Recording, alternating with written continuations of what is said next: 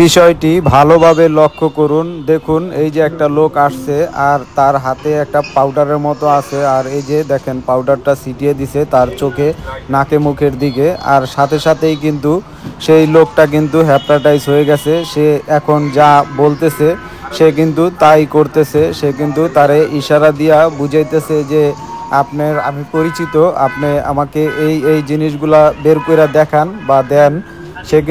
সে যা বলছে সে কিন্তু তাই করছে। দেখেন এইভাবেই কিন্তু আপনি মাত্র 5 সেকেন্ডের ভিতরেই কিন্তু আপনার সকল জিনিসপত্র কিন্তু আরেকজন নিয়ে নিতে পারে যদি আপনি সচেতন না থাকেন। এই ঘটনাটা কিন্তু ঢাকা শহরে বা ঢাকার বাইরে বিভিন্ন জায়গায় কিন্তু প্রায় অহরহর হচ্ছে।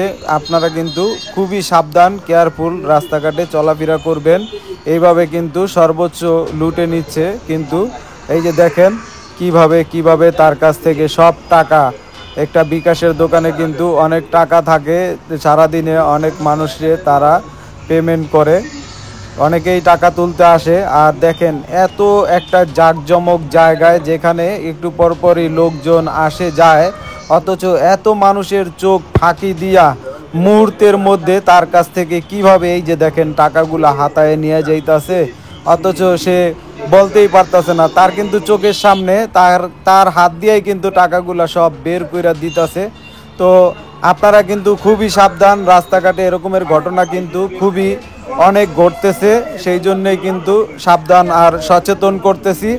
আপনারা কিন্তু এই রাস্তায় চলাফেরা করলে খুবই সাবধানে চলাফেরা করবেন। অবশ্যই চেষ্টা করবেন যে একটা মাস্ক ব্যবহার করার। যাদের সাথে টাকা পয়সা থাকে তারা কিন্তু রাস্তায় একটা মাস্ক নিয়ে বের হবেন, তাহলে হয়তো ক্ষতিগ্রস্ত একটু কম হবেন। আর এটা যখনই সাথে সাথেই কিন্তু আপনার 5 সেকেন্ডও সময় লাগবে না, আপনাকে কিন্তু হুঁশ জ্ঞান চলে যাবে। আপনাকে তিনি যা বলবে আপনি কিন্তু সেইটাই কিন্তু আপনি করবেন। তো খুবই সাবধানে খুবই সাবধানে রাস্তাঘাটে চলাফেরা করবেন। আশা করি বিষয়টা আপনারা তো দেখলেনই চোখের সামনে কিভাবে ঘটনাটা ঘটলো।